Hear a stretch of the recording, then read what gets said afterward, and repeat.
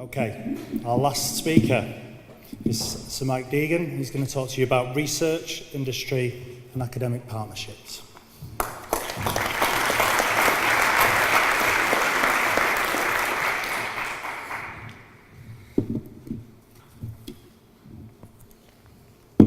Thanks, John. Good afternoon, everyone.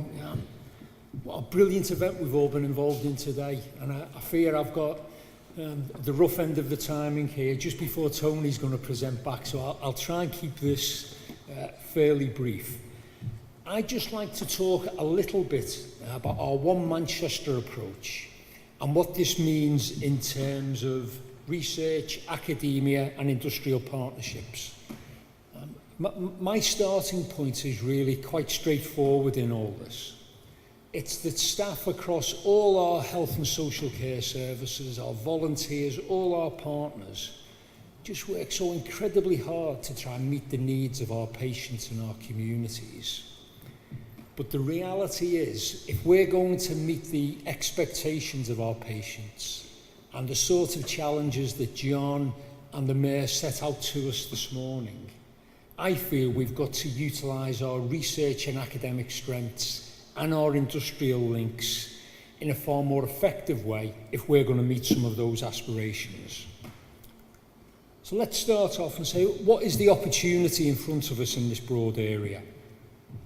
Well, firstly, for GM, we have got to find a way of utilising our academic strengths. Sometimes we've got some real outstanding world-class research teams and life science assets across the whole of GM in a way that directly impacts upon the health of our local communities. Yeah? So not research for research's sake, not looking at academic league tables, direct research for patient benefit. That's what I think underpins this whole area. Secondly, we need to use the profile of our devolution settlement and the sort of data connectivity that David talked of earlier to make us the place for commercial and industrial concerns to work with. Not without its challenges, I'll come back to that later, but a real opportunity for us to drag in significant inward investment to GM. Final point in terms of the opportunity, and again one we could repeat time and time again, there isn't one part of GM or one institution or one locality that's big enough to do this by itself. We need to do this across our whole population, and that's the real game changer. Okay, if that's the opportunity, what's going on nationally and locally that really sets the policy context for this?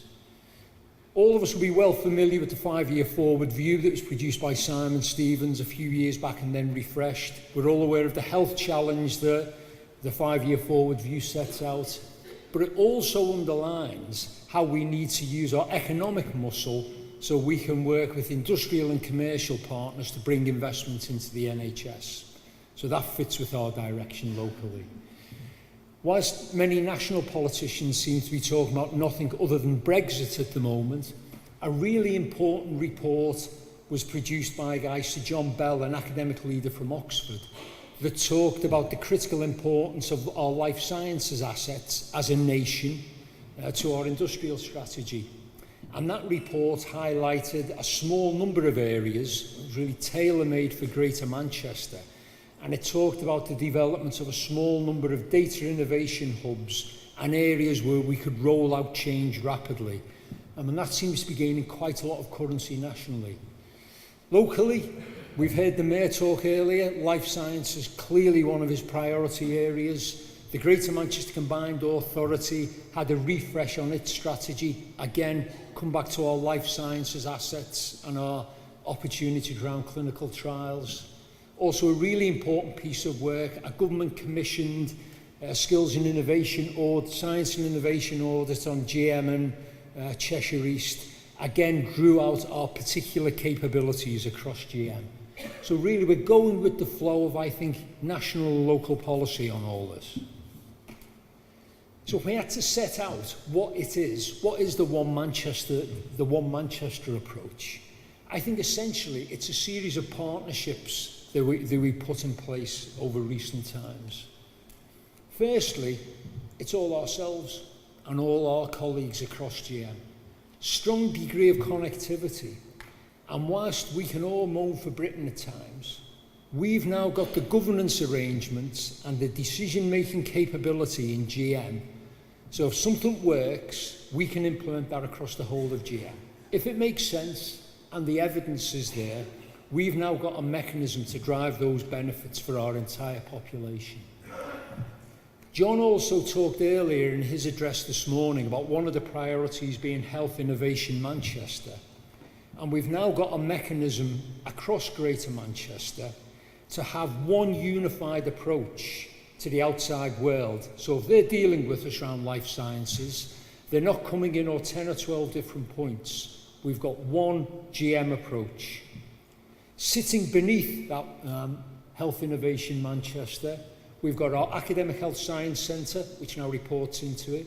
So we can now start to ensure that all our research capability and programmes directly starts to address our population need. And we've got our Academic Health Science Centre, which in turn gives us the capability and the opportunity to drive change across the entire conurbation. Health Innovation Manchester, the partnership, we shouldn't forget that's not a separate body of people sitting elsewhere in this building. It's all ourselves. It's all the stakeholders that make up GM.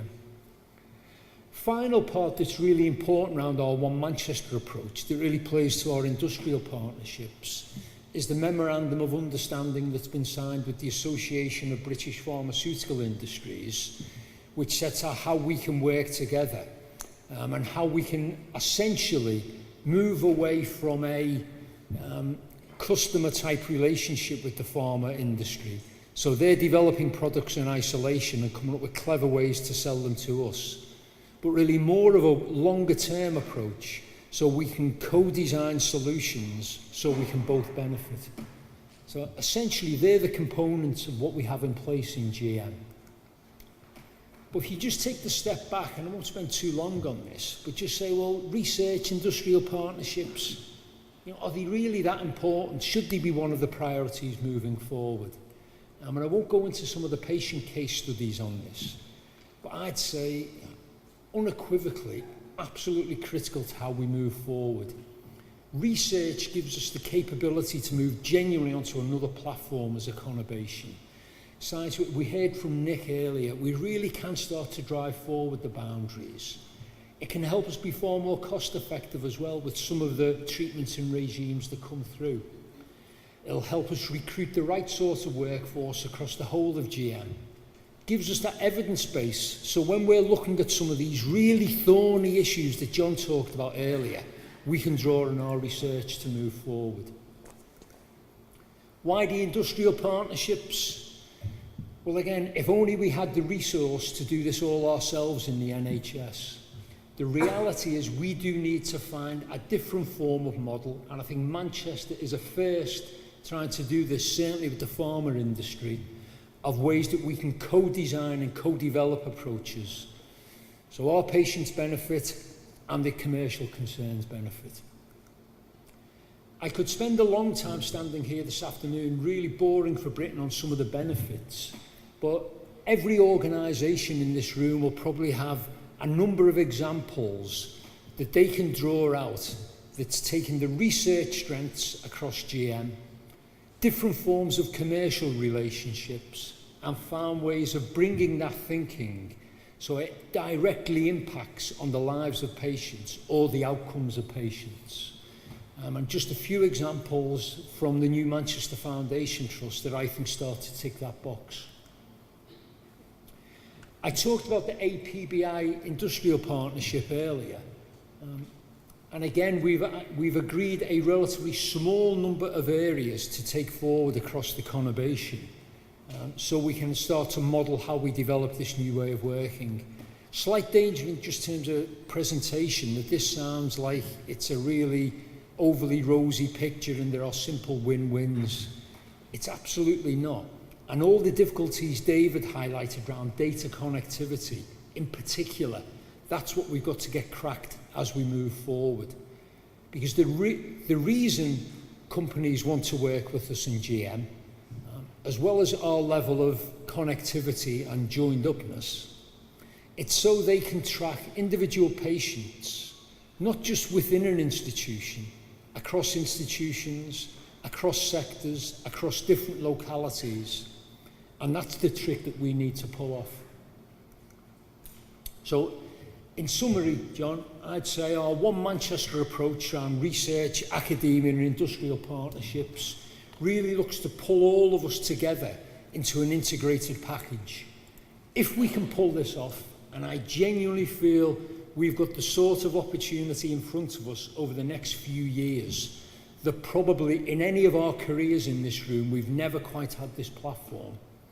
If we can pull this off, I think without a shadow of a doubt, we can become not just a leading testbed for innovation and acceleration across the NHS, we can be the leading testbed.